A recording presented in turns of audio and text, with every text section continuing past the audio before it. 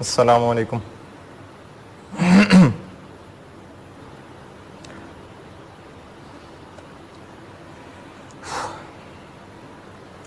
दुरूद शरीफ पढ़ लें।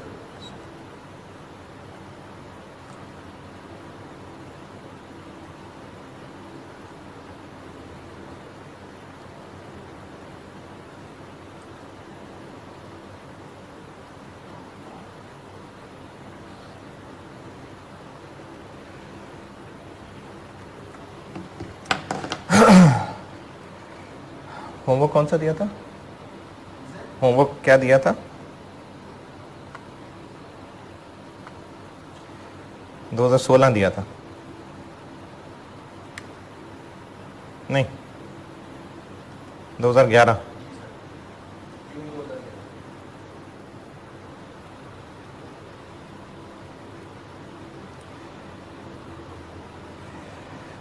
जून 2011 होमवर्क दिया था और इसमें मेरा ख्याल है कोई मसला नहीं होगा। ये जो 3 फेयर वैल्यू रिजर्व आ रहे थे, ये वैल्यू देख के पता चल रहा है कि ये वही हैं जो उसने इन्वेस्टमेंट 20 से 23 की हुई थी, क्योंकि उसकी कॉस्ट दी हुई है 20 जबकि बैलेंस शीट में 23 आ रही है। तो यकीनन फिर ये फेयर वैल्यू थ्रू OCI पे रखता होगा इन्वेस्टमेंट को। तो वो फिर जिस तरह मैंने लास्ट क्लास में बताया था कि चाहे तो उसको अदर रिजर्व में आने दें, या हमने IFRS 9 में पढ़ा था कि अगर कंपनी की मर्जी है जब डी रिकग्निशन हो जाएगी तो वो इस क्यूमुलेटिव गेन को may be transfer to within equity, तो रिटेन अर्निंग में ट्रांसफर कर। तो ये मैंने वो रिटेन अर्निंग में ट्रांसफर कर दिया। तो ये 3 उसी का था और 23 से 28 तक 5 का गेन आया, और वो जो 3 अदर रिजर्व में पड़ा हुआ था वो वहां से निकाल के वो भी रिटेन अर्निंग को ट्रांसफर कर दिया। इसके अलावा इस सवाल में कोई भी मसला नहीं था। फेयर वैल्यू एडजस्टमेंट्स सादी सी लैंड की थी तो उस पर डेप्रिसिएशन भी नहीं आनी थी, और बस और कुछ भी नहीं है इसमें डिस्कस करने वाला। फिर भी कुछ पूछना हो तो पूछ लीजिएगा। चले इसका ना अब रीसेंट सवालों में से सवाल करते हैं। बोर्ड पे कराता हूँ एक सवाल कर रहा हूँ, और चूंकि अब 2 दिन बाद क्लास लेंगे आप, तो 2 सवाल होमवर्क दे दूंगा। एक इसी का, ये जो पढ़ा रहा हूँ स्टेप एक्विजिशन, और एक जॉइंट वेंचर की प्रैक्टिस का एक सवाल और है। उसमें टैक्स है, तो जो मैंने खुद से टैक्स डाल के एक मास्टर क्वेश्चन कराया था ना काफ़ी अर्सा पहले, बेसिक कंसोलिडेशन, उसको चाहे फिर से रिवाइज कर लीजिएगा, जिसमें मैंने टैक्स की एडजस्टमेंट्स कराई थी।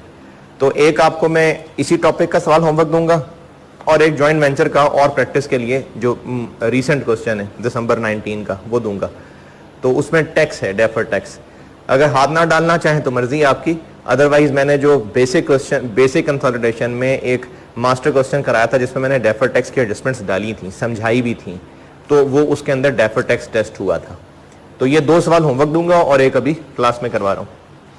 अभी आप ऐसा करिए कि जून 2018 अटेम्प्ट का क्वेश्चन नंबर 2, जून 2018 पास्ट पेपर्स मैंने अभी 2 दिन पहले फिर शेयर कर दिए थे, ताकि जिन लोगों ने लेट ग्रुप ज्वाइन किया है उनको फिर पास्ट पेपर्स मिल जाएं। तो पास्ट पेपर्स हैं जिनके पास, आप वहाँ से देख लीजिए। अगर वो यासर साहब की बुक में देखना है तो उसमें स्टेप एक्विजिशन वाले चैप्टर में मौजूद है ये सवाल। तो जून 2018 क्वेश्चन नंबर 2, एंट लिमिटेड, बी लिमिटेड और फ्लाई लिमिटेड, ये पढ़ लीजिए। मैं करता हूँ बोर्ड पे। पढ़ने में आपको टाइम लगेगा, इसलिए आप लेक्चर पॉज करके सवाल पढ़ लें, और जब सवाल पढ़ लें तो लेक्चर दोबारा लगा लें, तो मैं फिर इसको बोर्ड पे सॉल्व कर रहा हूँगा। 25 नंबर का ये भी सवाल है। इसके भी ICAP से सोल्यूशन में जो मुझे इख्तलाफ है वो मैं आपको साथ बता दूंगा। चले पढ़ लिया। यार कोई लाइट की कमी नहीं लग रही है इधर? मुझे थोड़ा अंधेरा अंधेरा लग रहा है।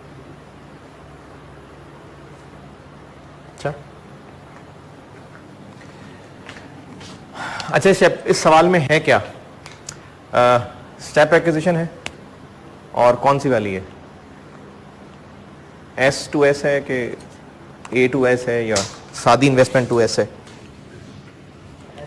S to S है, क्योंकि पहले ही स्टेप के अंदर हम खरीद चुके थे उसका 65%, तो इसलिए S तो बन गया था, 10 और कर लिया, तो ये S to S step acquisition हो गई। और इसके अलावा इस सवाल में दूसरी सब्सिडरी में कौन सा टॉपिक आ रहा है? सब सब्सिडरी वाला। तो इसमें स्टेप एक्विजिशन भी है और डबल एस भी है, तो हमें दोनों को कंसोलिडेट करना है। गुडविल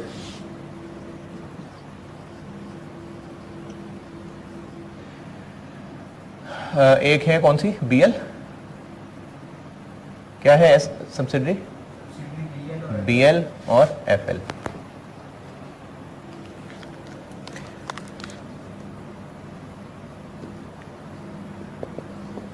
डायरेक्ट, और चूंकि सब सब्सिडरी है तो इनडायरेक्ट। एएल ने, अच्छा बीएल चूंकि पहले ही स्टेप पे सब्सिडरी बन गई थी, तो गुडविल कौन से दिन कैलकुलेट होगी, वो पहले दिन, तो इन्वेस्टमेंट भी बस वो पहली वाली आएगी। कितनी, 3100। अच्छा डबल एस में डायरेक्ट इन्वेस्टमेंट है कोई, नहीं। बीएल की एफएल में कितनी इन्वेस्टमेंट है, 2400 मल्टीप्लाई बाय क्या करूं, 65 या 75,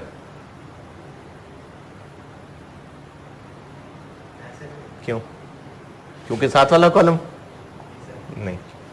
कब एफएल डबल एस बनी है, तो उस वक्त हमारा एस में कितना था, 75। देखें ये जो कॉलम मैं गुडविल का बना रहा हूं, ये बीएल का जो पहले स्टेप पे खरीदा था ना 65, ये उसी दिन वाला है क्योंकि कंट्रोल उसी दिन आ गया था। लेकिन जब एफएल बना है हमारा डबल एस, तो उस वक्त इसमें 10 और हो चुका हुआ था, यानी हमारा इसमें उस वक्त 75% शेयर हो चुका हुआ था। डेट्स देखें, हमने पहले डबल एस में, हमने पहले एस में इन्वेस्टमेंट की है मजीद, उसके बाद एस ने डबल एस में की है। तो डबल एस की कैलकुलेशन करते वक्त हमारा एस में 75% शेयर है, 65 नहीं है, 75 हो चुका हुआ है, तो 75%। मैं दो कॉलम बना जरूर साथ रहा हूं, लेकिन ये दो इंडिपेंडेंट हैं। कितना, 1800। एनसीआई फेयर वैल्यू पे है कि प्रोपोर्शनेट पे है, तो इसलिए इसको बाद में लिख लेते हैं।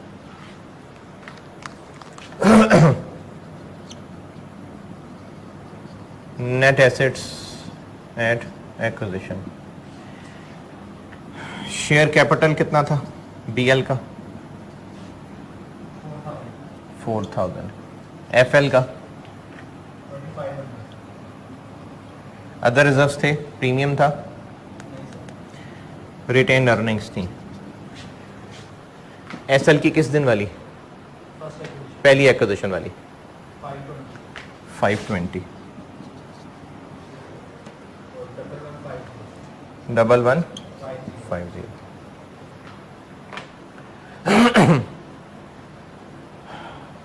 कोई फेयर वैल्यू एडजस्टमेंट,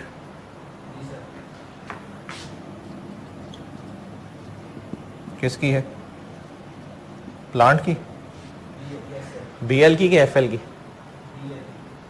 कितनी,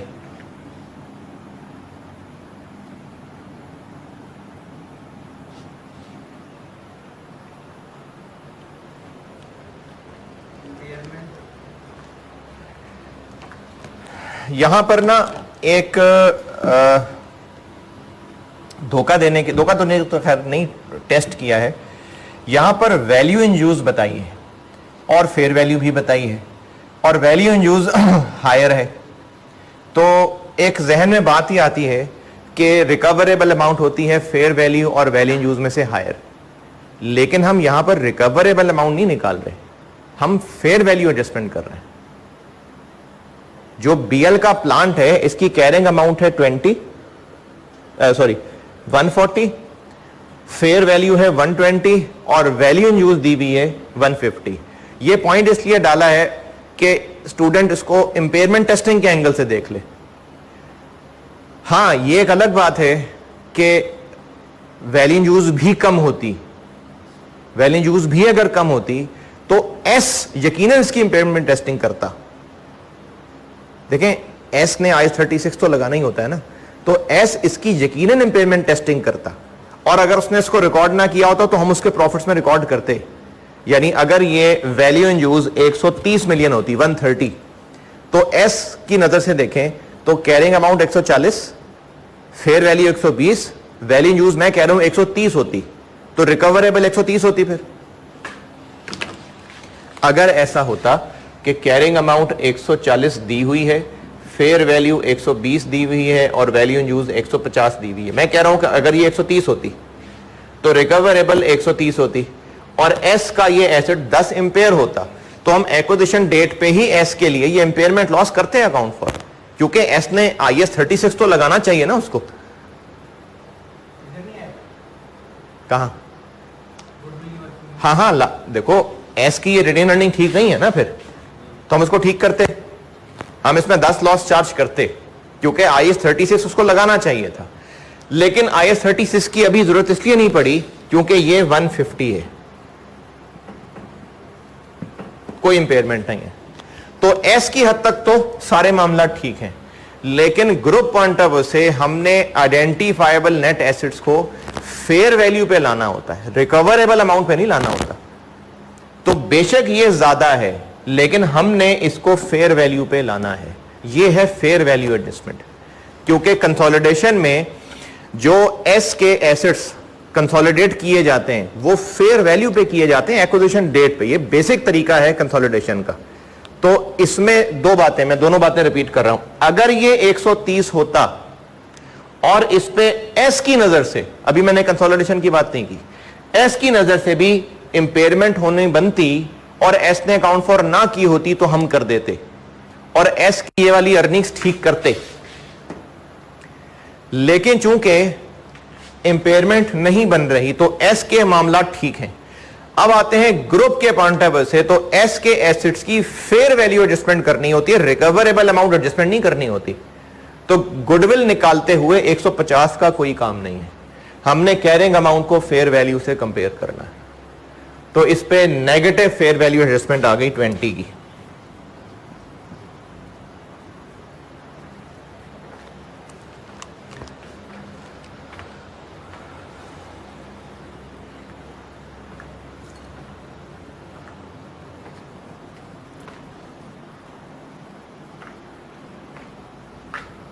और कोई फेयर वैल्यू एडजस्टमेंट?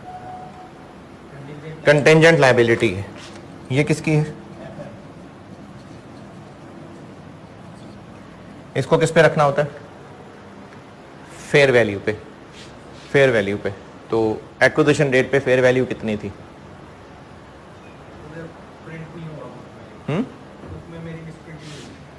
पॉइंट ही नहीं लिखा हुआ या क्या लिखा हुआ है? 50 चौथी लाइन में ना, वुड बी सेटल्ड एट 50। जो यासिर साहब की बुक से देख रहे हैं उसमें मिसप्रिंटिंग हुई हुई है। पॉइंट नंबर 3 चौथी line, estimated that this claim would be settled at ₹50 million, 50 million.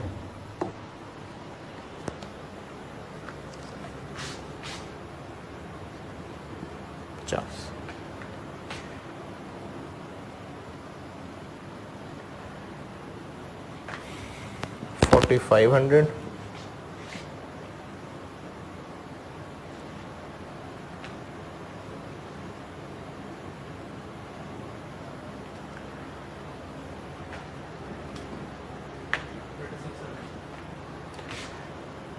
BL में एनसीआई कितनी है हमारी? उस वक्त बीएल में एनसीआई कितनी है जिस जब गुडविल कैलकुलेट कर रहे हैं? 35% एनसीआई, 35%। तो बीएल की एनसीआई है 4500 का 35%,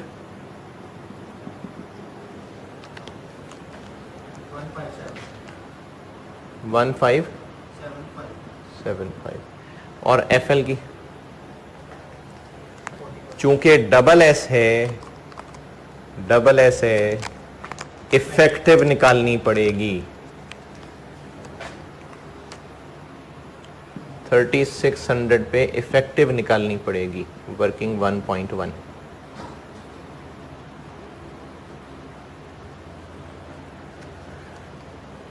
निकालें इफेक्टिव, वर्किंग 1.1, इफेक्टिव कैलकुलेट करें।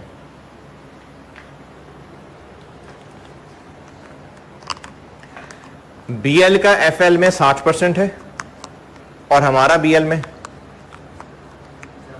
75 है, तो 60 का 75, तो हमारा 45 और NCI 55।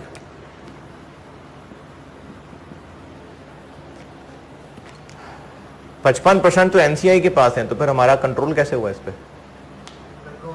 इफेक्टिव से कंट्रोल नहीं देखना, कंट्रोल वही है कि 60% है S के पास। 1980, तो गुडविल बन गई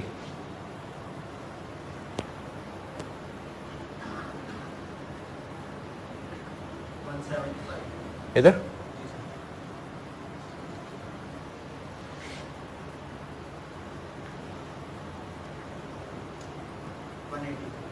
वन 180, और चूंकि इम्पेयरमेंट है तो वो हमें बाद में कैलकुलेट करनी पड़ेगी।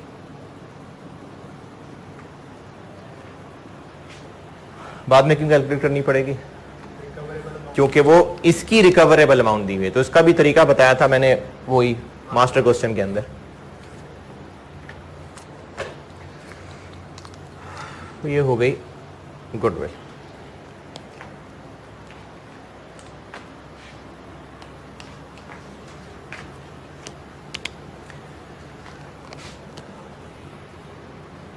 रिटेन्ड अर्निंग्स,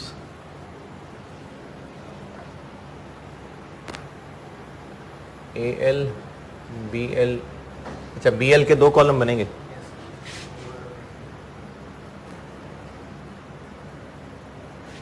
और FL,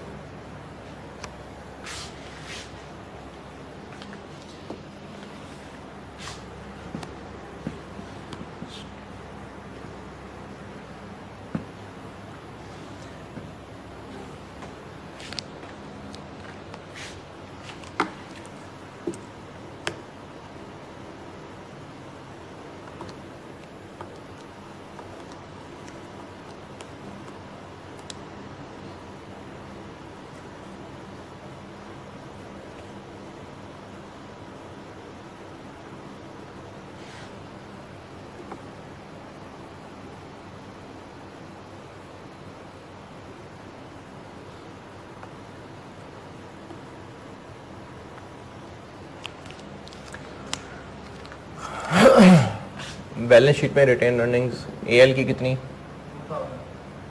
BL बैलेंस शीट वाली किस में लिखूं? 1314,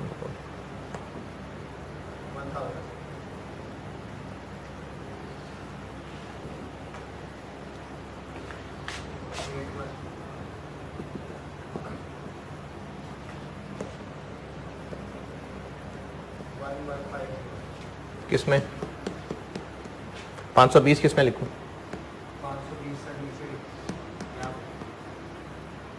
ओल्ड में। अच्छा, अब ये 815 सवाल में दी हुई है, तो 815 इसका क्लोजिंग है और इसका ओपनिंग पॉइंट है।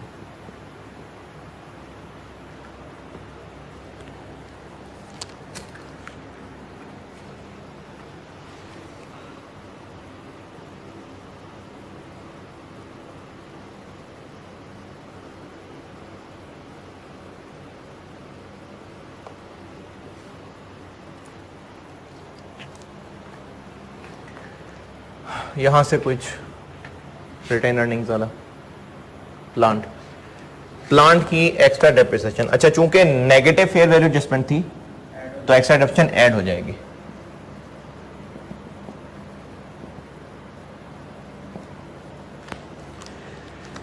कौन से कॉलम से? दोनों में, कुछ महीने इधर कुछ महीने इधर। तो एस की एक्विजिशन हुई कब थी? पहली वाली कितना अर्सा गुजर गया? अगली तक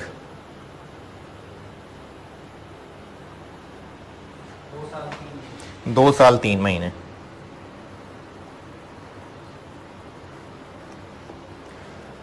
तो 2 साल 3 महीने, और इसकी तब रिमेनिंग लाइफ कितनी थी? 10। तो 20 की 2 साल 3 महीने यानी 2.25।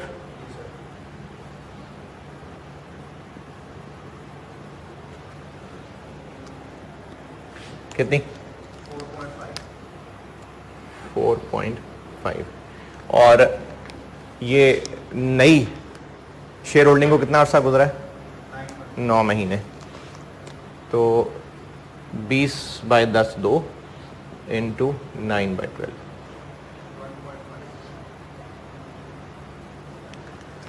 1.5।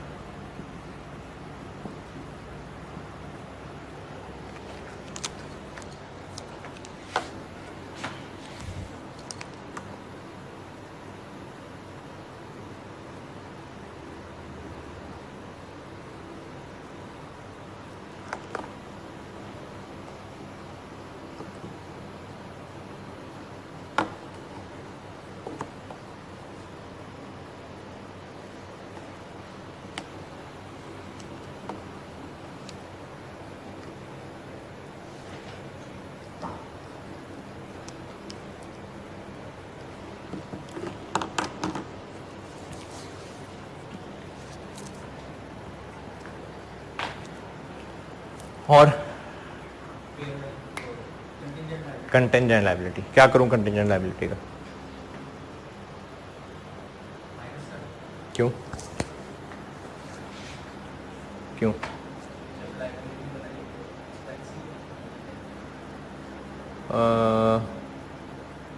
दोबारा बताएं।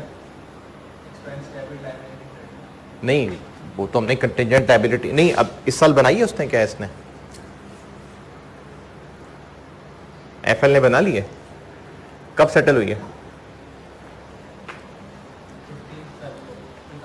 तो आगे निकल गया, तो क्या ट्रीटमेंट करूं इसकी?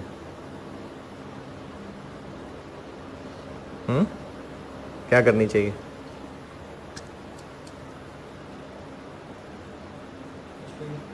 कुछ भी नहीं। क्यों कुछ नहीं?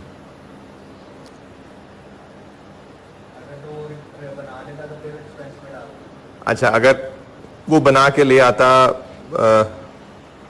40 पे रिकॉर्ड कर लेता, फिर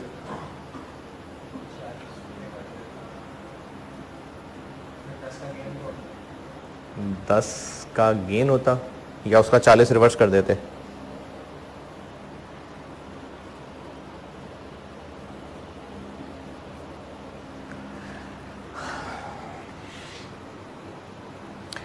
चले मैं समझाता हूं। अच्छा, ये ना जो कंटिंजेंट लायबिलिटी वाला पॉइंट है ना, इस पे मैं आपके सामने बात रख देता हूं। आप चूंकि बड़े हैं, समझदार हैं, आपको जो ज्यादा बेहतर लगे आप पिक कर लेना। पहले आपको आईएएस वाली बात बताता हूं। मैंने आपको जब कंटिंजेंट लायबिलिटी की एडजस्टमेंट पढ़ाई थी तो यह बताया था कि इनिशियली यानी गुडविल की वर्किंग में जब आपको बेसिक कंसोलिडेशन के नोट्स दिए ना पूरे, तो उनमें आप खोल के ये चीज पढ़ लें। अभी है बेसिक कंसोलिडेशन, चलो जबानी सुन लो चाहे। अगर बेसिक कंसोलिडेशन का जो नोट्स दिए थे मैंने, उसमें कंटिंजेंट लायबिलिटी एस की एक्विजिशन डेट पे एक कंटिंजेंट लायबिलिटी थी, लेकिन उसकी फेयर वैल्यू थी। तो उसको हमने पढ़ा था कि इनिशियली वो एक्विजिशन डेट की फेयर वैल्यू पे रिकॉर्ड होगी। सब्सिक्वेंटली, यानी अब हम बैलेंस शीट बनाने वाले हैं, सब्सिक्वेंटली अच्छा अगर तो सेटल हो गए तो फिर तो बात ही खत्म हो गई ना। फिर तो हम ये नहीं कहेंगे कि सब्सिक्वेंटली किस अमाउंट पे मैयर होगी। अगर सेटल ही हो गई है तो इसके लिए आपको कहा था कि वो पहले वाली बात, ये मैंने ना मुझे याद पड़ता है मास्टर क्वेश्चन में डाली भी थी बात। अगर सब्सिक्वेंटली सेटल हो गई, जैसे ये जो लिखा है सवाल के अंदर के 40 मिलियन पे सेटल हो गई, अगर ये फरवरी 18 की बजाय नवंबर 17 में पे हो गई होती तो आपको मैंने कहा था कि चूंकि ये सब्सिक्वेंटली सेटल हो गई तो आपको दोबारा नया रूल बताने की बजाय पुराना वाला बता दिया था कि वो जो हमने फेयर वैल्यू एडजस्टमेंट में पढ़ा था ना, कि अगर कल को वो एसेट या लायबिलिटी बुक्स में नहीं है, सेटल हो गई है, तो वो जो हमने फेयर वैल्यू एडजस्टमेंट की हुई है वो एस की रिटेन अर्निंग में एडजस्ट कर देते होते हैं। ये बताया था तब। तो अगर ये इस साल के अंदर अंदर 40 सेटल हो गई होती तो हम यकीनन क्या करते कि इस 50 को एस की रिटेन अर्निंग में ऐड कर देते। ये आपको फेयर वैल्यू एडजस्टमेंट पढ़ाते हुए बताया था। अच्छा, मैं आपको आईएस की वर्डिंग बताता हूं। आईएस ने ये लिखा हुआ है, शायद मेरा ख्याल है मैंने वही उतना ही पॉइंट लिखा हुआ है, शायद कोई 2-4 वर्ड्स कम लिखे हुए। मैं आपको आईएफआरएस 3 के एक पैराग्राफ की वर्डिंग बताता हूं। आईएफआरएस 3 में लिखा हुआ है कि जो हमने कंटिंजेंट लायबिलिटी रिकॉर्ड की थी, अनलेस कि वो सेटल ना हो जाए, कैंसिल ना हो जाए, एक्सपायर ना हो जाए, तो subsequently it shall be measured at higher of दो चीजें। नंबर 1, वो amount that would be recognised as per IS 37, और वो अमाउंट जो हमने इनिशियली रिकॉर्ड की हुई थी। इसमें ना जो मैं आपको बात कर रहा हूं ना, इस पे आईकैप के सोल्यूशन में जो किया है वो भी बता देता हूं, मुझे उस पर एतराज है, अपना एतराज भी बता देता हूं, और कुछ और पढ़ाने वालों से भी डिस्कशन की थी, तो उस डिस्कशन के बाद भी जो मेरी राय है मैं वो भी बता देता हूं। तो मैं आप लोगों पे छोड़ रहा हूं कि आप लोग क्या करना चाहेंगे, मैं आपके सामने पूरी पिक्चर रख रहा हूं। बात दोबारा बताता हूं, जो मैंने आपको कंसोलिडेशन के, जब बेसिक कंसोलिडेशन की सारी एडजस्टमेंट्स पढ़ा रहा था,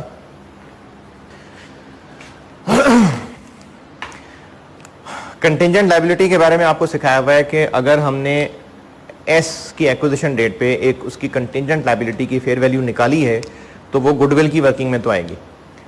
ये हो गई इसकी इनिशियल मेजरमेंट। फिर उसके बाद आईएफआरएस 3 में इसकी सब्सिक्वेंट, जो मैंने आपको नोट्स दिया था उसमें भी लिखा हुआ है, उसमें लिखा हुआ है, मैं आपको बल्कि आईएस का पैराग्राफ पढ़ाता हूं। आफ्टर इनिशियल रिकॉग्निशन, ये आईएफआरएस 3 का पैरा 56 पढ़ रहा हूं मैं, and until the liability is settled. After initial recognition and until the liability is settled, cancelled or expires, the acquirer shall measure a contingent liability recognized in a business combination at the higher of क्या? The amount that would be recognized in accordance with IAS 37 and the amount initially recognized। तो अगर कोई आज तक liability settle नहीं हुई तो हम उसको बैलेंस शीट में फिर दिखाएंगे, और किस अमाउंट पे दिखाएंगे? Higher of. अब उसमें इस सवाल के अंदर ईयर एंड तक सेटल हो गई है? नहीं, फरवरी में हुई है, तो ये उसमें फॉल करेगा and until the liability settled? नहीं हुई ना, तो shall be measured at higher of. तो हम अगर एस की बात करें, एफएल की, तो वो इसको अगर आईएस 37 के मुताबिक रिकॉर्ड कर लेता, क्योंकि उसके लिए तो आईएस 10 फेज के अंदर हो गए ना सेटल, आईएस 10, तो आईएस 10 फेज में उसको 40 मिलियन सेटल करना पड़ गया, तो वो उसकी प्रोविजन बना लेता ईयर एंड पे। कितने पे बनाता? 40 की बनाएगा।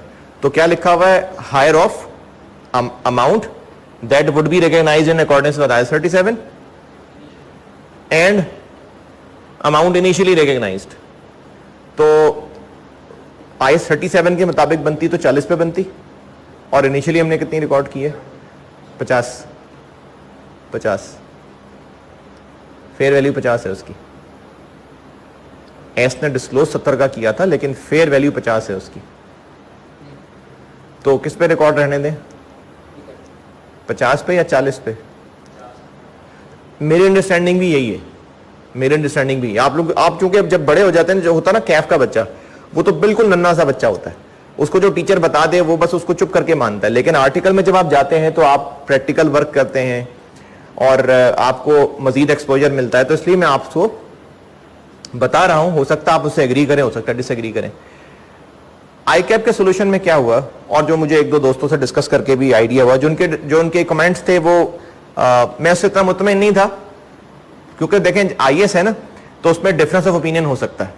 तो जो दोस्तों से भी डिस्कशन हुई इस पे, साथी टीचर से भी, उनकी राय ये थी कि जो लिखा है ना कि अनलेस सेटल्ड, तो वो सेटल तो हो ही गई है ना, और हमें पता चल गया एक्चुअली कि वो कितने पे सेटल हुई है।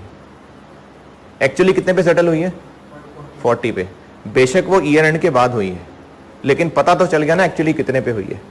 तो हमें फिर बैलेंस शीट में उसको 50 की बजाय 40 पे ले आना चाहिए। ये बात समझ आई? बेशक IS 10 फेज में ही, लेकिन पता चल गया ना कि एक्चुअली कितने में सेटल हुई। समझ आ रही? तो हमें बैलेंस शीट बनाते हुए क्या नहीं 31 दिसंबर 17 की हम फाइनेंशियल स्टेटमेंट्स बना रहे हैं, और हम बना रहे हैं तभी तो पता चला है कि फरवरी 18 में वो 10 फरवरी को क्लेम डिस्क्लोज किया फाइनेंशियल स्टेटमेंट में, और 15 फरवरी को सेटल नहीं।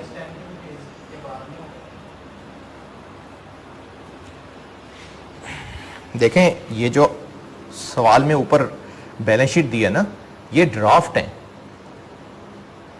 डेट ऑफ ऑथराइजेशन लिखी है सर।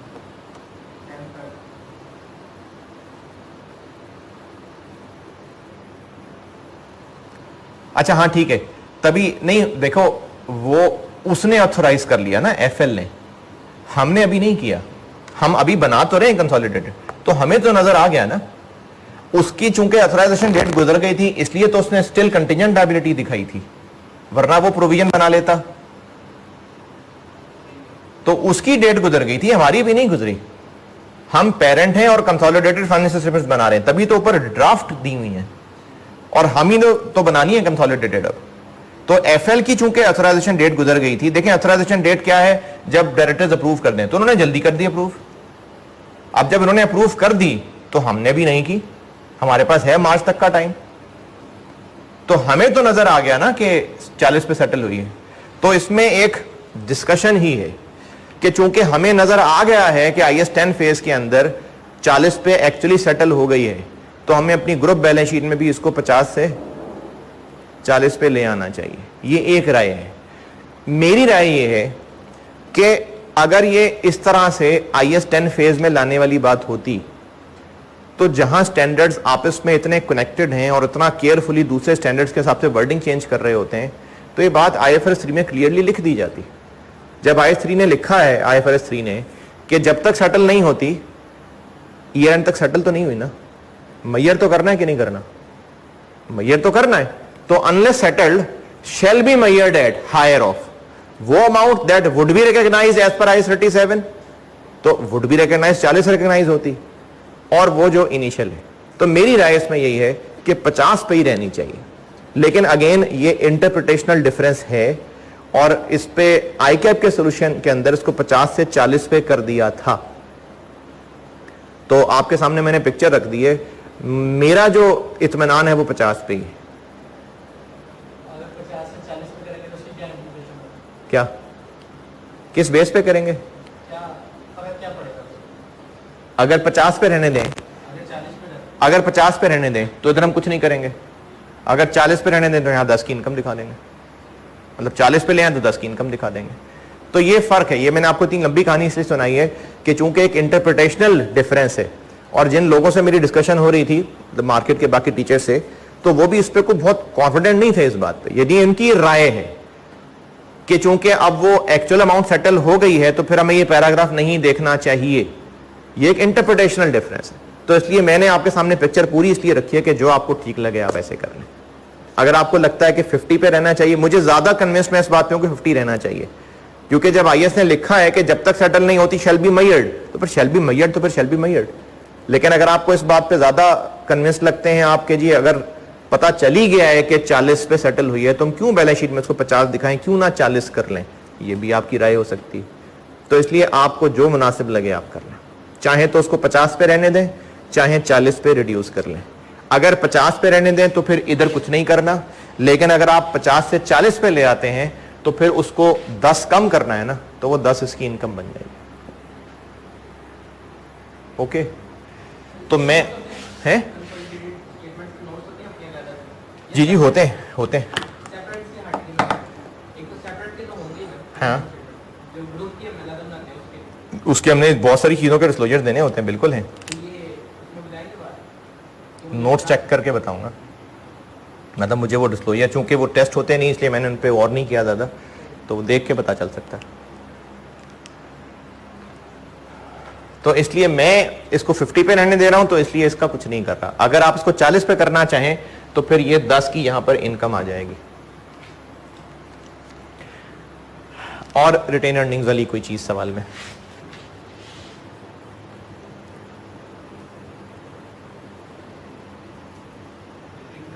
जी अच्छा, ये बिल्डिंग वाली बात भी समझ लें, ये भी अच्छा पॉइंट है। और इसमें भी आई कैप से मेरा इतराज है। अच्छा, जो पुराने सोल्यूशन होते थे ना, ज्यादा पुराने, उसमें आई कैप के सोल्यूशन में बहुत ज्यादा गलतियां थी, यानी ऐसी गलतियां थी जो कैप 7 का बच्चा भी देख सकता है, यार क्या अजीब गलतियां इसके अंदर। जो ज्यादा पुराने 10-12 साल पुराने जो सोल्यूशन, उसमें बहुत अजीब अजीब गलतियां हैं। लेकिन रिसेंट सवालों में निस्बतन कम गलतियां हैं, और कुछ ऐसी भी हैं जो डिफरेंस ऑफ ओपिनियन हो सकता है। जैसे ये 50 वाली मैंने बात की है, तो डिफरेंस ऑफ ओपिनियन हो सकता है, लेकिन और गलतियां भी हो सकती हैं। अच्छा, एक और चीज है अब आगे, ये भी क्लियरली कहीं स्टैंडर्ड में नहीं लिखी जो बात आपको बताने लगा हूं। ये बात जो बताने लगा हूं, ये क्लियरली कहीं स्टैंडर्ड में नहीं है, बल्कि ये इस सवाल में, हाँ इस सवाल में भी है, और ये 2 दफा और भी रिपीट हुई है। ये क्लियरली कहीं स्टैंडर्ड में नहीं है, कॉन्सेप्चुअल चीज है। दोनों बातें आपके सामने रख दूंगा।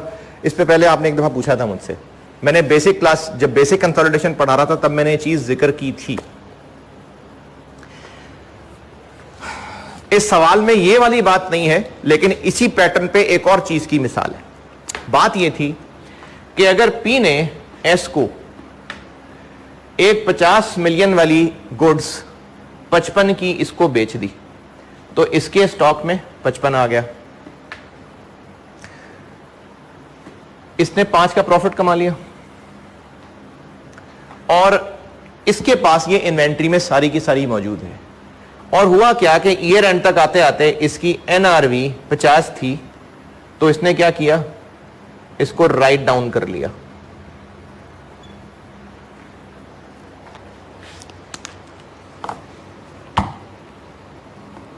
ये सिचुएशन समझ आई? यूआरपी की एडजस्टमेंट होगी कि नहीं?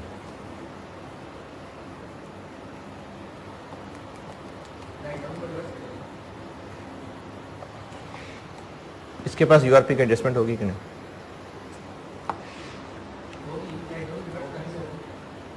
क्यों होगी? इन्वेंट्री तो 50 पे आ गई हुई है, 50 पे होनी चाहिए थी, 50 पे आ गई।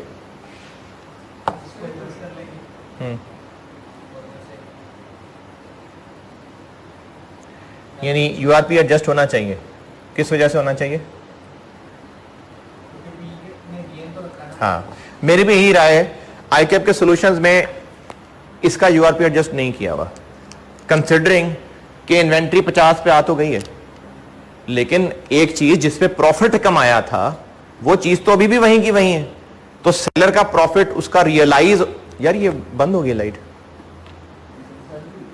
वो रेड लाइट नहीं नजर आ रही। अच्छा देख लो। तो आई कैप के सोल्यूशन में ना ये 2 को दफा टेस्ट हुआ है पॉइंट, तो उन्होंने इसका यूआरपी रिवर्स नहीं किया। ये मेरी इससे इख्तलाफ है, आपको इसलिए बता रहा हूं कि हो सकता है आप कहें नहीं नहीं नहीं सर नहीं, बिल्कुल सही किया आई कैप ने, आपकी मर्जी है, कॉन्सेप्चुअल पॉइंट है। अगर आप इस बात पे एग्री करते हैं तो ठीक है। जैसे हाँ, एक और बात याद आ गई, 1-2 सोल्यूशन में आई कैप में वो भी गलती है। मैंने ना जब आपको पढ़ाया था ना यूआरपी ऑन पीपीई, तब भी ये कहानी सुनाई थी कि आई कैप यानी पाकिस्तान में पुरानी ट्रीटमेंट चलती थी, वो फिर कुछ साल के बाद आई कैप के साथ कम्युनिकेशन से बहस करके उनको मैंने आईसीडब्ल्यू के और एसीसीए के सारे केस बना के दिए, फिर वो अल्टीमेटली मान गए इस बात को। जो मैंने आपको यूआरपी की ट्रीटमेंट पढ़ाई है ना पीपीई में, वो कुछ 17 से पहले आई कैप में गलत फॉलो हो रहा था। 2017 में फिर आई कैप से बहस में मुबाहिसे के बाद वो अमेंड करके नए वाले पे आ गए थे। आल्दो के फिर दोबारा टेस्ट नहीं हुआ, लेकिन कैप 7 तक उन्होंने ठीक कर लिया हुआ। तो आप में से जो मुझे सुनने वाले पुराने लोग हैं, उन्होंने वो गलत वाली एडजस्टमेंट पढ़ी हुई है।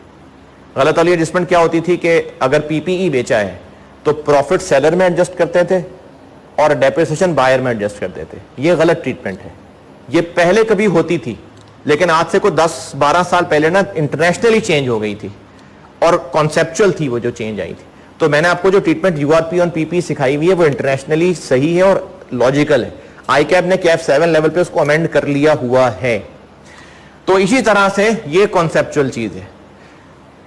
अगर इसने प्रॉफिट कमाया था और वो बायर के पास चीजें अब भी पड़ी हैं, लेकिन वो उसको एनआरवी राइट डाउन कर चुका हुआ है, तो आई कैप ने इस यूआरपी को इग्नोर कर दिया। हालांकि मेरे हिसाब से सेलर ने तो प्रॉफिट कमाया हुआ है ना, तो उसको रिवर्स करना चाहिए।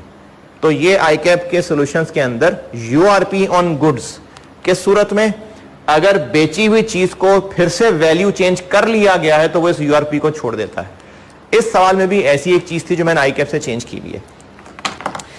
पेरेंट ने एस को एक बिल्डिंग बेची और उसको बेच के प्रॉफिट कमाया। कितने की बेची? तो कितना प्रॉफिट कमा लिया? 7। चूंकि ये बिल्डिंग एस के पास ही है तो ये वही प्रॉफिट ऑन पीपी हो गई वाली बात। अगर ये अगला सेंटेंस ना लिखा होता ना, अगला वाला पैरा, तो फिर ये एक नॉर्मल सा यूआरपी ऑन पीपी का सवाल होता। क्या करते इसमें? यूआरपी कैसे निकालते?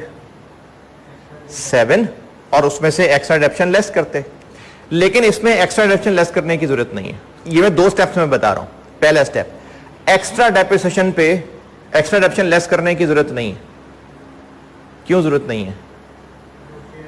क्योंकि फेयर वैल्यू मॉडल, तो फेयर वैल्यू मॉडल के अंदर इन्वेस्टमेंट प्रॉपर्टी डेप्रिशिएट होती है नहीं, तो जब डेप्रिशिएट होनी ही नहीं तो फिर यूआरपी निकालते हुए वो एक्स्ट्रा डेप्रिसिएशन भी एडजस्ट नहीं होनी। ठीक है। अच्छा, दूसरा स्टेप, एस ने, एक्चुअली दूसरा स्टेप मुझे पहले बताना चाहिए था, मैं स्किप कर गया। ये जो अब बता रहा हूं ये मुझे पहले बताना चाहिए था। एस ने अभी इस वक्त इस इन्वेस्टमेंट प्रॉपर्टी को कॉस्ट मॉडल पे रखा हुआ है, जबकि ग्रुप पॉलिसी क्या है? Fair value model. तो हमने सीखा हुआ है कि अगर ग्रुप की पॉलिसी से डिफरेंट हो एस तो हमें उसको ग्रुप पॉलिसी पे अमेंड करना होता है। तो हम क्या करेंगे कि एस की इन्वेस्टमेंट प्रॉपर्टी जो कॉस्ट मॉडल पे शो हो रही है उसको फेयर वैल्यू पे लाना पड़ेगा ना। तो वो जो फेयर वैल्यू मॉडल होता है उस पर तो डेप्शन चार्ज नहीं होती, लेकिन एस ने कॉस्ट मॉडल लगाया हुआ तो एस ने तो डेप्शन चार्ज की होगी। तो क्या करें? एस की डेप्रिसिएशन रिवर्स कर दें। तो हम एस की डेप्रिसिएशन करेंगे रिवर्स। क्यों रिवर्स करेंगे? क्योंकि हम ग्रुप पॉइंट ऑफ व्यू से इसको फेयर वैल्यू मॉडल पे शिफ्ट करने लगे। तो जो एस ने कॉस्ट मॉडल पे रहने की वजह से depreciation for the year charge की हुई है वो हमें फिर रिवर्स करनी है। तो डेप्रिसिएशन रिवर्स कर लेते हैं पॉलिसी इफेक्ट की वजह से। Add depreciation reversal due to group policy. S ने ये बिल्डिंग कितने की खरीदी?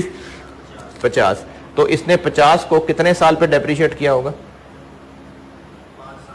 5। लेकिन ये कब की बात है? तो इसलिए 6/12।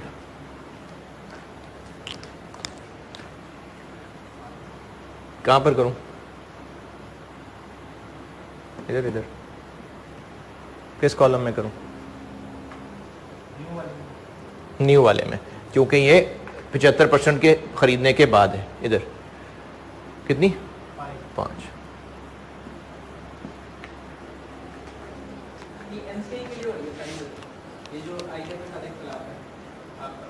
हाँ हाँ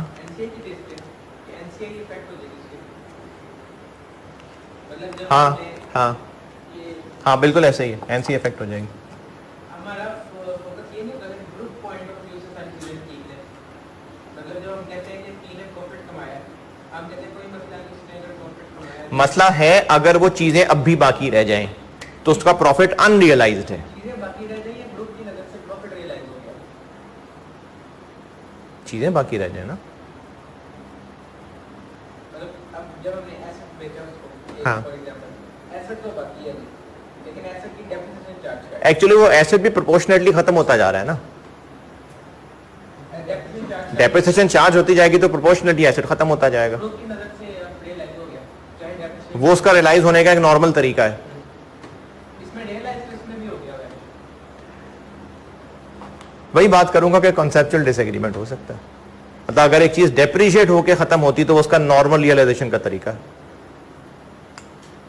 और वो जो पीपी होता है वो जब डेप्रिशिएट हो रहा होता है तो फिजिकली भी तो वो वियर एंड टियर हो ही रही होती है ना।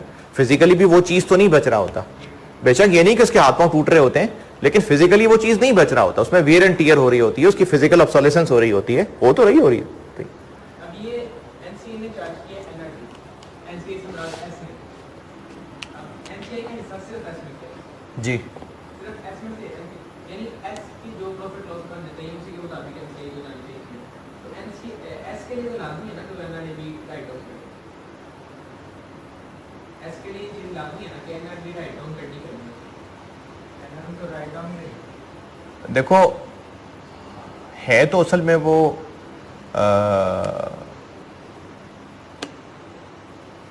ग्रुप पॉइंट ऑफ व्यू से ही ना कि अगर कॉस्ट ज्यादा है और एनआरबी कम है तो ग्रुप पॉइंट ऑफ व्यू से तो कॉस्ट ज्यादा है ही नहीं एनआरबी से। देखें अगर एस बेच चुका होता तो वो ग्रुप पॉइंट ऑफ व्यू से भी एक एक्सपेंस ही होता। लेकिन अच्छा ये 50 की बजाय अगर मैं इसको 52 कह दूं तो ग्रुप की नजर से देखें अगर एस ने गुड्स बेच दी होती तो ये कॉस्ट ऑफ सेल्स बन गई होती और चूंकि बिक गई होती तो ग्रुप पॉइंट ऑफ व्यू से भी एक एक्सपेंस ही होना था। ग्रुप की नजर से एक्सपेंस होना चाहिए था ना। लेकिन क्या अब ग्रुप की नजर से एक्सपेंस होना चाहिए?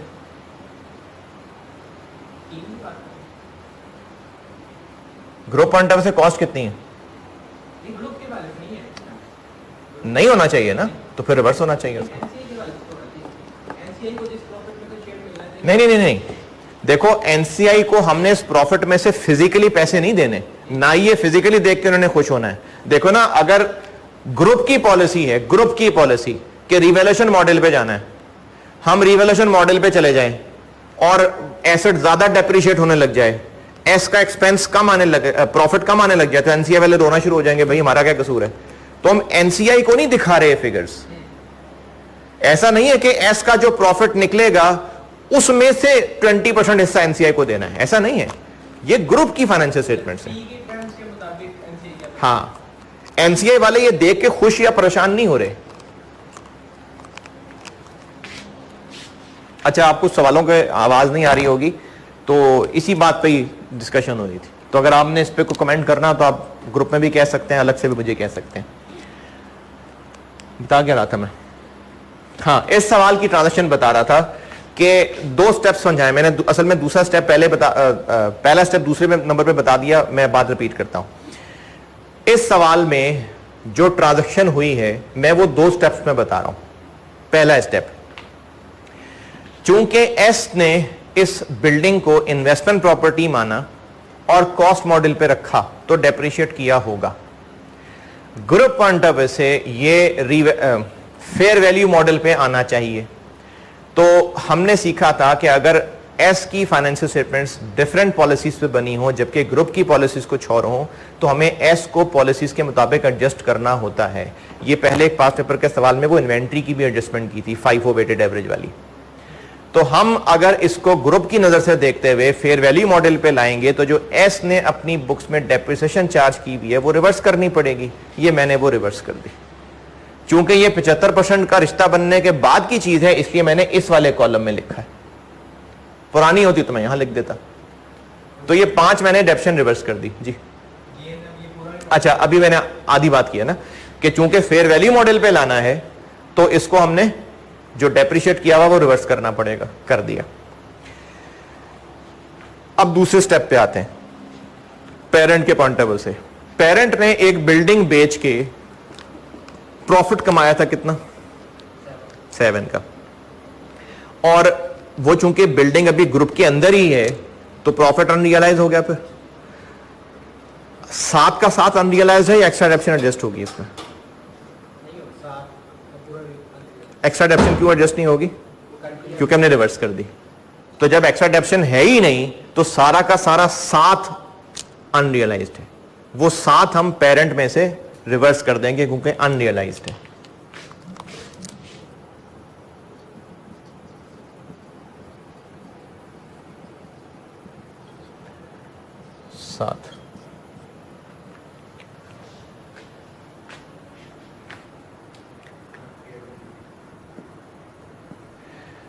अब चूंकि हमने इसको फेयर वैल्यू मॉडल पे लाना है जिसकी वजह से ये जमीन तैयार की थी, ये क्या किया था? फेयर वैल्यू में मॉडल पे लाना था तो डेप्शन चार्ज की थी ना। अब फेयर वैल्यू मॉडल पे ले आते हैं, डेप्शन रिवर्स की थी सॉरी। अब फेयर वैल्यू मॉडल पे लाते हैं। फेयर वैल्यू मॉडल पे ग्रुप की नजर से ला रहे हैं ना, ये बड़ी गहरी बात बता रहा हूं वरना बैलेंस शीट आउट हो जानी है। अब हम ग्रुप की नजर से देखते हुए फेयर वैल्यू मॉडल पे ला रहे हैं ना, ग्रुप की नजर से देखिएगा, ये अभी तक की एडजस्टमेंट्स के बाद हमें इन्वेस्टमेंट प्रॉपर्टी कितने पे नजर आ रही है? 43 पे। कैसे? 43 से उसने 7 बढ़ा के 50 का बेचा, ठीक है।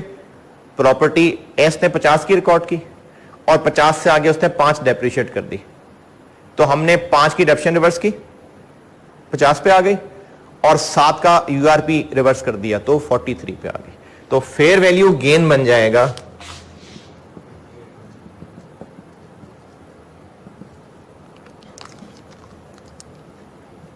58 माइनस 43 कितना? 15।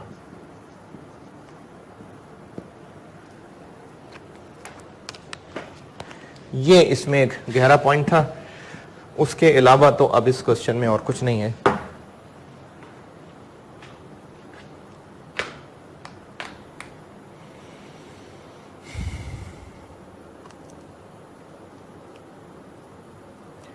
पॉइंट नंबर 4 तक हो गया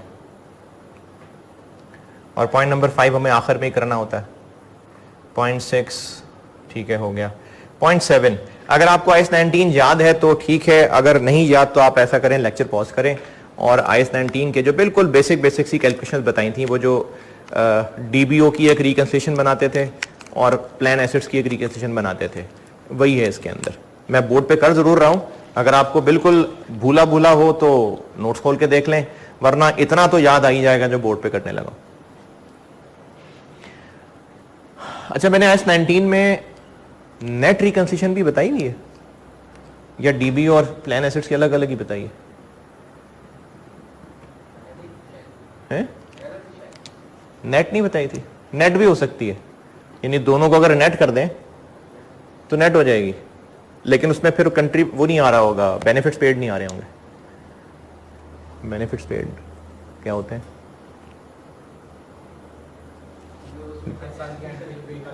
जरूरी नहीं हर साल के एंड पे, जो को रिटायर हो रहा होता है तो उसकी एंट्री होती है, प्लान एसेट्स में से जा रहा होता है तो प्लान एसेट्स क्रेडिट, और चूंकि हमारी ऑब्लिगेशन खत्म हो रही होती है तो डीबीओ डेबिट।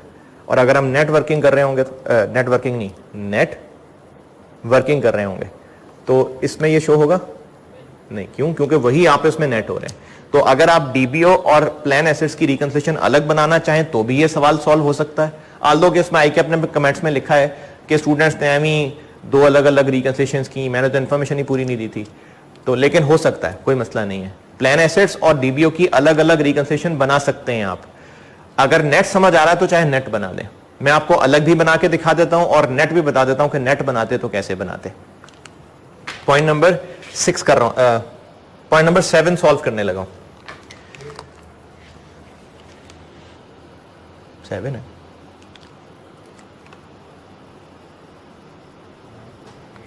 पॉइंट 1 कौन सा?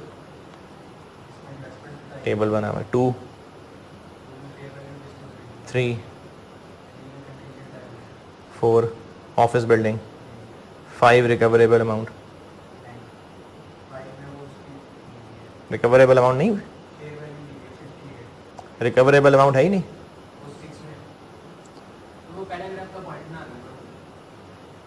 अच्छा अच्छा अच्छा अच्छा अच्छा, यासिर साहब की बुक के अंदर ना वो एक पॉइंट गलत लग गया हुआ है।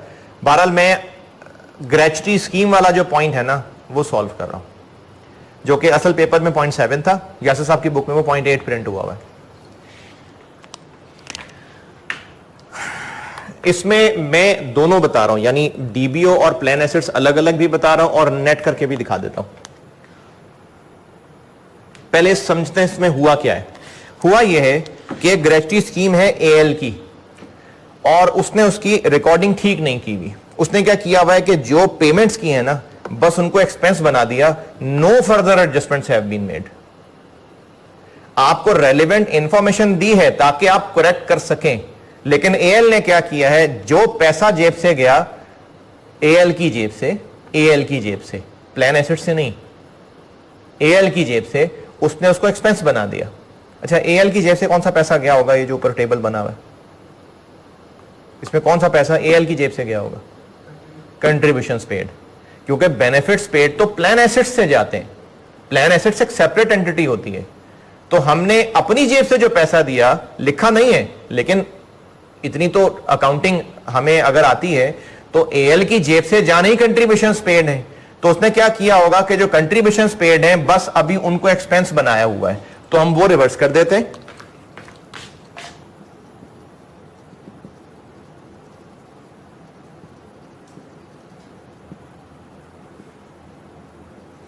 कितनी है?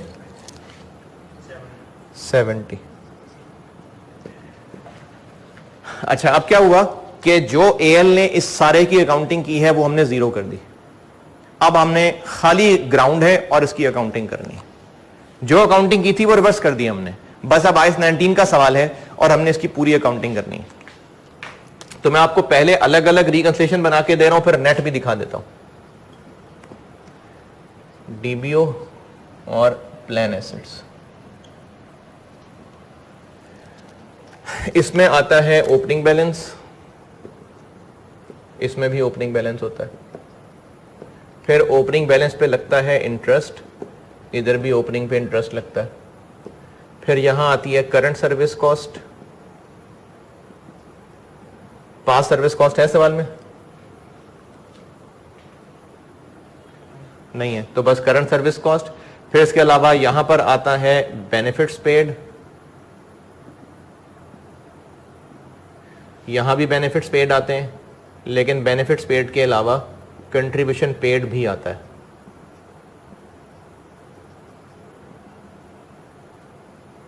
और क्या आता है इसमें, अगर कुछ थोड़ा थोड़ा याद है तो? नहीं याद, चलें। यहां पर आते हैं एक्चुरियल गेन्स या लॉसेस, और इनके लिए एक नाम बताया था मैंने। 3 चीजें होती हैं, actuarial gain losses, return on plan assets, और वो जो एसेट सीलिंग टेस्ट की एडजस्टमेंट्स होती हैं। इन तीनों को मिला के रीमेजरमेंट गेन या लॉस बोलते हैं। तो वो इस सवाल में रीमेजरमेंट बताया हुआ बस, यानी actuarial gain loss, return on plan assets अलग अलग नहीं, बस रीमेजरमेंट बताया हुआ है। तो ठीक है, यही लिख लेते हैं। यानी मैं जो यहां लिख रहा हूं ना, आप इसको जहन में रखें कि मैं वो एक्चुरियल गेन लॉस लिख रहा हूं, एक्चुरियल गेन लिख रहा हूं। और आ जाएगा क्लोजिंग बैलेंस।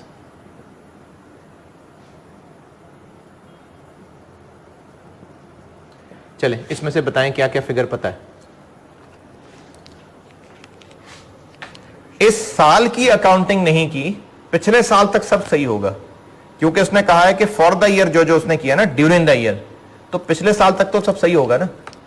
तो आपके पास जो सवाल के अंदर लायबिलिटी साइड पे देखिए ग्रेच्युटी आ रही है, ये वो नेट डिफाइंड बेनिफिट लायबिलिटी आ रही होगी।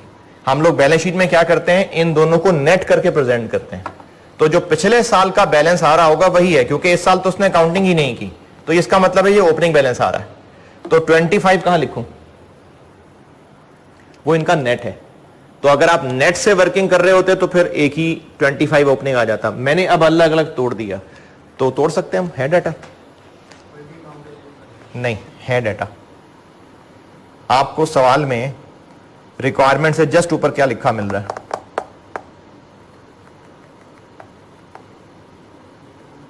ओपनिंग प्लान एसेट्स दिए हुए हैं, तो वो लिख लेता हूं यहां 300। तो नेट अगर 25 है तो फिर ये 345 था।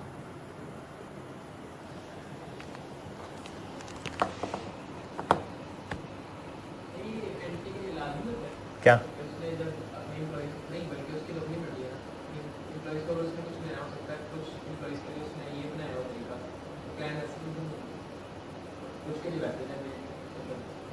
क्या क्या क्या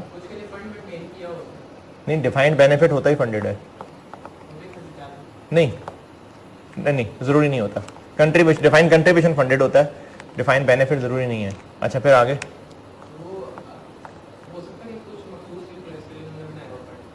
तो हम कैसे फर्क करें? आपको पॉइंट नंबर 7 में जो लाइन लिखी मिल रही है, the following information relates to Al's gratuity, तो फिर उसी की होगी सारी कुछ। इंटरेस्ट रेट क्या है, इस पे लगाएं 12।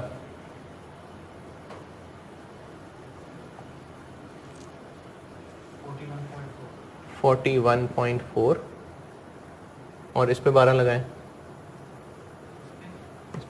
इस पे भी तो इंटरेस्ट का वही रेट लगता है। ओपनिंग बैलेंस इस पे भी इंटरेस्ट लगता है, इस पे भी इंटरेस्ट लगता है 38.4। करंट सर्विस कॉस्ट दी हुई है 85। कंट्रीब्यूशन पेड दिए हुए हैं 70। बेनिफिट्स पेड दिए हुए हैं, वो यहां से भी लेस होते हैं और यहां से भी लेस होते हैं। रीमेजरमेंट गेन दिया हुआ है। गेन का मतलब है लायबिलिटी कम हो रही है कि ज्यादा हो रही है? कम हो रही है।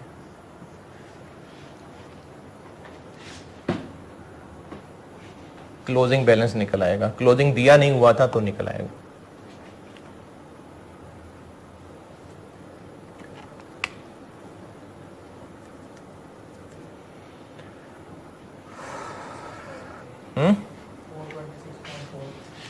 इधर 426.4 और इधर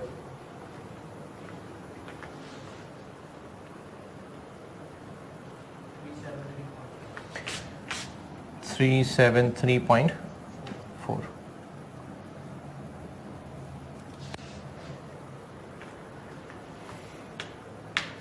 बैलेंस शीट में ये दोनों नेट प्रेजेंट हो जाएंगे। और इससे अब देख लेते हैं हमें रिटेन अर्निंग में क्या क्या करना है। क्या क्या करना है? रिटेन अर्निंग में जाती हैं ये तीन चीजें, ये इंटरेस्ट नेट होके और ये करंट सर्विस कॉस्ट। इंटरेस्ट दोनों नेट होके और करंट सर्विस कॉस्ट। और अगर आप इन तीनों को इकट्ठे एक ही ब्रैकेट में दिखा दें तो भी बिल्कुल ठीक है, कोई मसला नहीं। लेस एम्प्लॉय कॉस्ट यानी 41.4 प्लस 85 माइनस 38.4। नेट इंटरेस्ट आ गया और साथ करंट सर्विस कॉस्ट आ गई। कितनी? 88।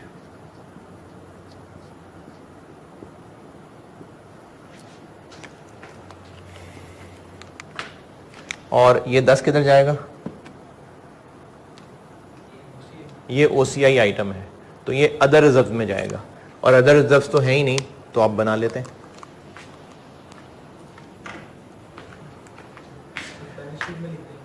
क्या अदर रिजर्व? चलें ठीक है, वो है ना एडजस्टमेंट इन इक्विटी, 65 से 75 हुआ है तो वो एडजस्टमेंट इन इक्विटी भी एक आनी है। तो चाहे तो अदर रिजर्व्स की वर्किंग बना लें, चाहे वैसे ही बैलेंस शीट में ब्रैकेट के अंदर लिख दें। चलें ब्रैकेट के अंदर लिख देंगे।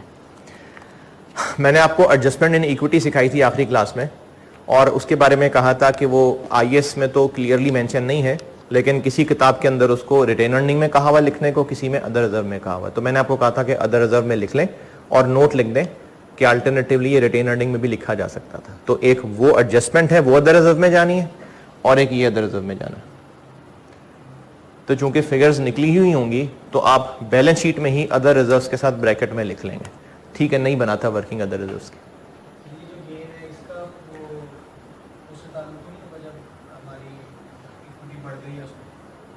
ये हमारी है, एस की नहीं है।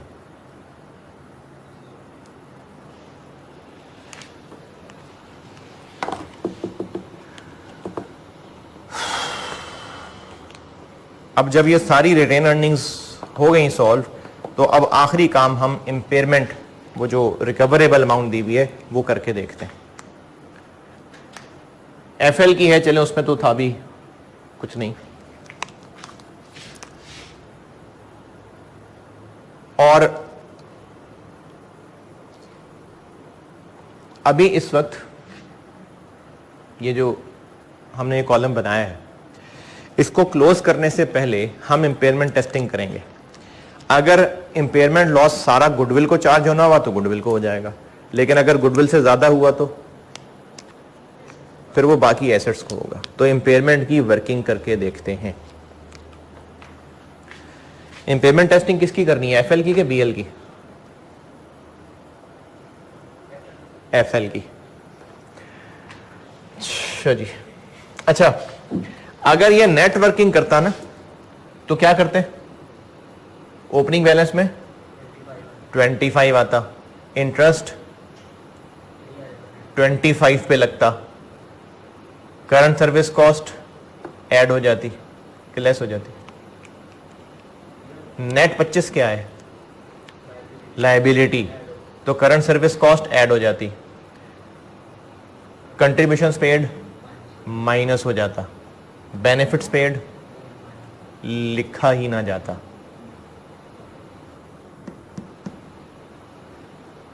रीमेजरमेंट गेन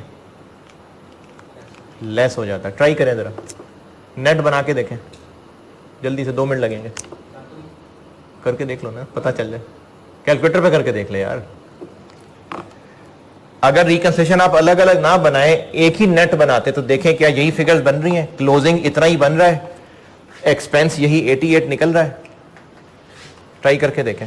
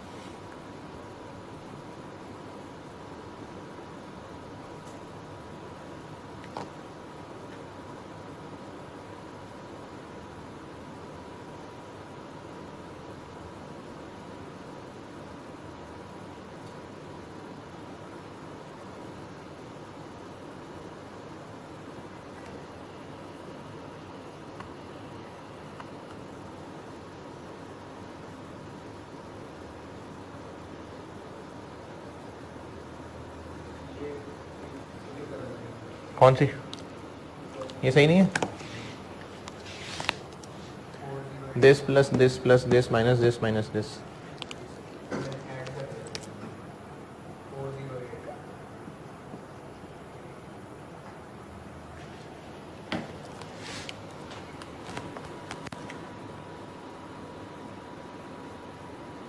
बल्कि 408 भी नहीं ठीक यार, 408 भी गलत है, 406 है।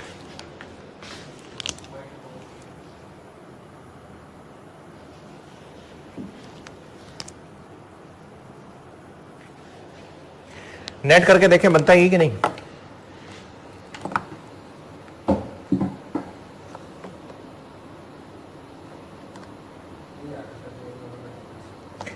वो एम्प्लॉय कॉस्ट भी देखो 88 आ रही है,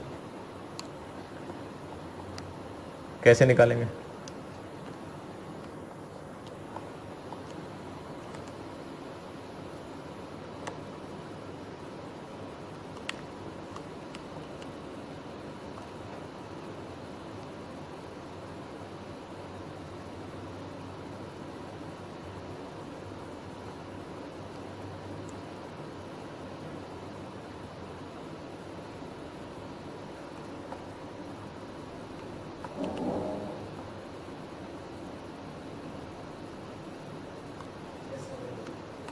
ठीक है, आपका ठीक है, टैली है। अच्छा, मैं इम्पेयरमेंट टेस्टिंग करने लगा हूं और मुझे चाहिए जगह, ये मिटा रहा हूं, ये मिटाना मैंने।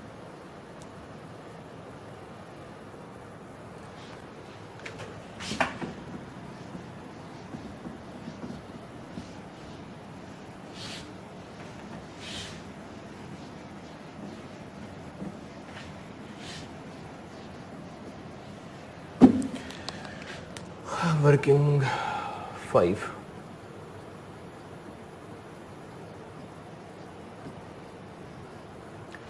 इसका तरीका आपको ये बताया था, ये मैंने एक ही सवाल में आया ये, और वो आपको मैंने वो मास्टर क्वेश्चन जो बेसिक कंसोलिडेशन का कराया था ना, उसमें किया था ये काम।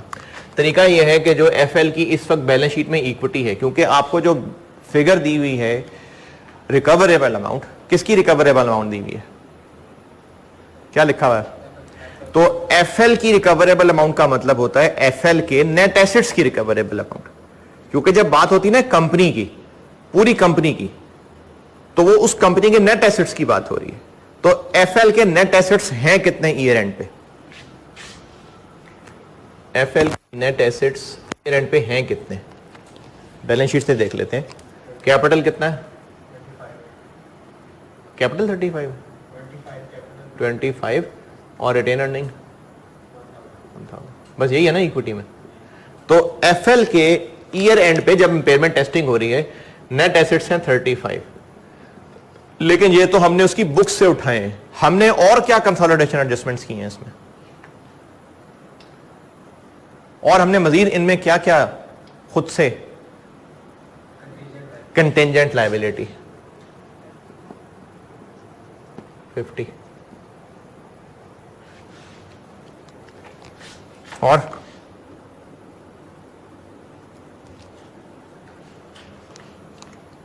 यही है।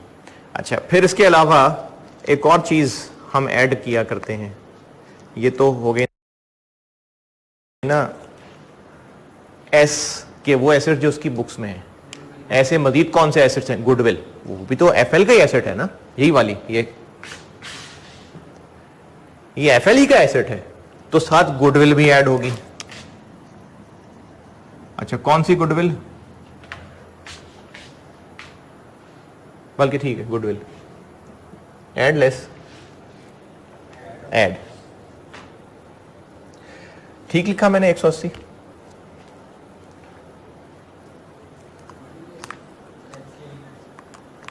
चूंकि एनसीआई प्रोपोर्शनेट शेयर पे है तो ये गुडविल पूरी आई ही नहीं रही, तो हमें इसको ग्रॉस अप करना पड़ेगा, एक हवाई गुडविल लानी पड़ेगी। क्यों?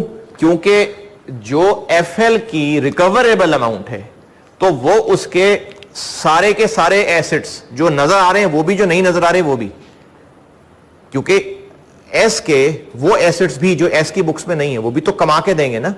तो इसलिए हम लोग जब इसकी रिकवरेबल अमाउंट से कंपेयर कर रहे होते हैं तो गुडविल को अधूरी नहीं पूरी करके लिखते हैं।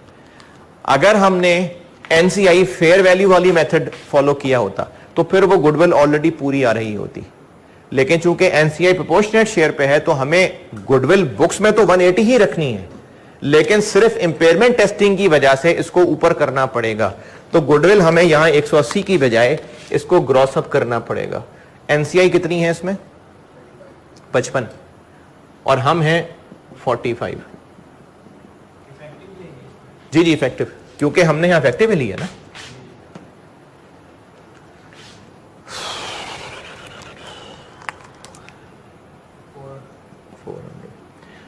तो कैरिंग अमाउंट हो गई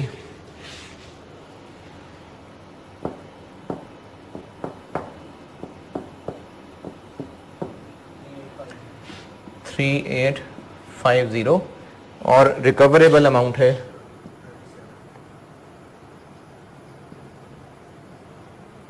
37, तो 150 का इंपेयरमेंट लॉस आ गया।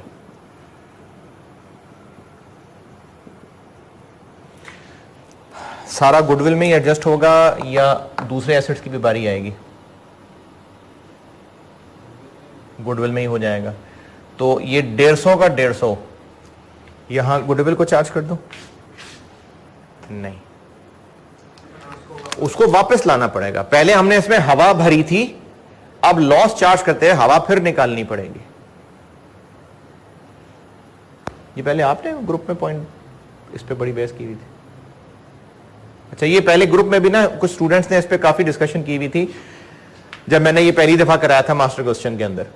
हमने इंपेयरमेंट टेस्टिंग के लिए गुडविल में हवा भरी, एक बार जब पता चल गया कि कितना लॉस निकलता है तो फिर उस लॉस को इतना ही चार्ज नहीं कर देना, इस पे से हवा निकाल के चार्ज करना है। तो हमने चूंकि इसको सिर्फ इस कैलकुलेशन के लिए ग्रॉस अप किया था, बस हो गया काम पूरा। और इस 150 को गुडविल को चार्ज करना है कि बाकी एसेट्स का भी नंबर आएगा, इसके लिए कंपैरिजन भी इसी से करना है।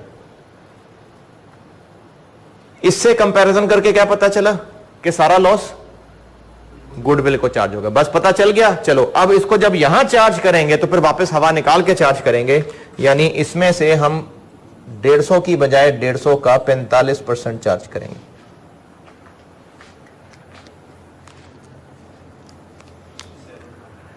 $67.5। और चूंकि ये एनसीआई प्रोपोर्शनेट शेयर पे है तो इम्पेयरमेंट लॉस किस कॉलम में से लेस करूं? पी वाले में से। तो यहां से लेस हो जाएगा इम्पेयरमेंट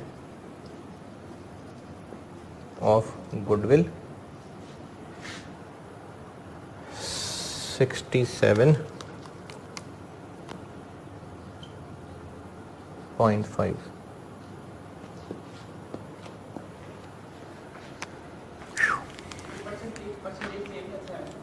कहाँ सेम कैसे आ रही?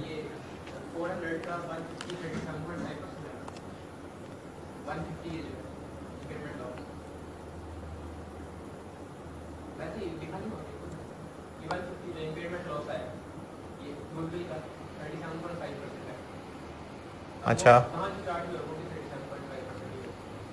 वो इसलिए हुआ है क्योंकि ये सारी गुडविल ही को चार्ज होने लगी है। तो इस ये चूंकि 45 से ग्रॉस टब है तो ये भी 45 से ग्रॉस टब है, तो इसको भी तुमने 45 किया है ना, तो जो इसका प्रोपोर्शन है वही उधर प्रोपोर्शन है। ये सवाल बाकियों से शेयर करने वाला नहीं था इसलिए मैंने नहीं सवाल दोहराया।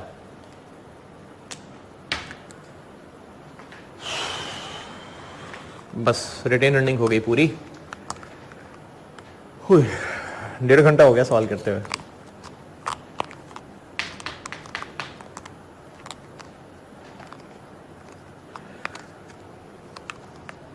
अभी सवाल बाकी है मेरे दोस्त, अभी हमने वो इक्विटी एडजस्टमेंट करनी है। तो ऐसा करते हैं कि वो लेक्चर 56 में कर लेते हैं। अभी आप लंबे लंबे सांस ले लें।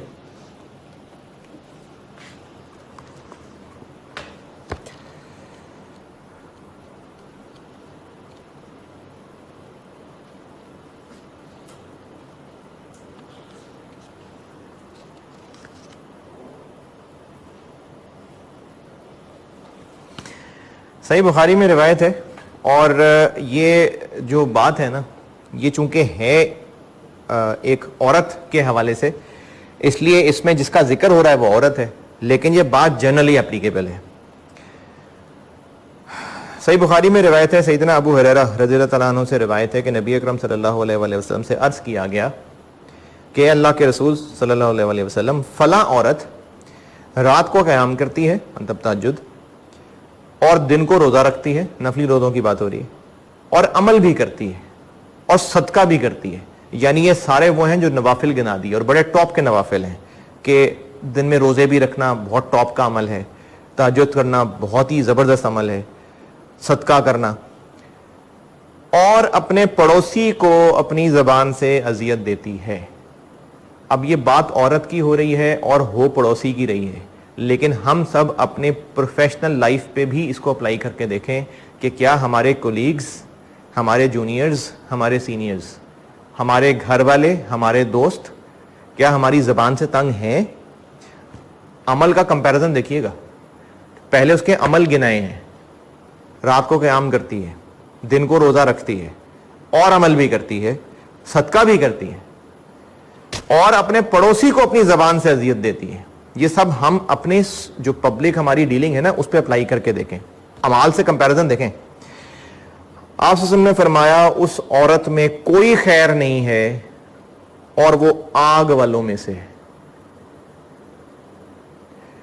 अब एक और औरत का जिक्र आ रहा है, लेकिन ये जो अब दूसरी औरत का जिक्र आ रहा है ना, इसका ये मतलब नहीं है कि नवाफिल छोड़ दिए जाएं, लेकिन पॉइंट क्या है, और फला औरत फर्ज नमाज पढ़ती है, नवाफिल पे नहीं है, और मामूली सदका भी करती है, और किसी को अजियत नहीं देती। आपसे ने फरमाया वो जन्नत वालों में से है। तो हमारे नवाफिल भी बहुत ज़्यादा हों, सदकात भी बहुत ज़्यादा हों, हज उम्रे करके हाजी साहब भी बन जाएं, लेकिन हमारे एम्प्लॉइज़, हमारे हमसाए, हमारे रिश्तेदार हमसे तंग हों, उसमें कोई खैर नहीं है। लेक्चर 56 में मिलते हैं।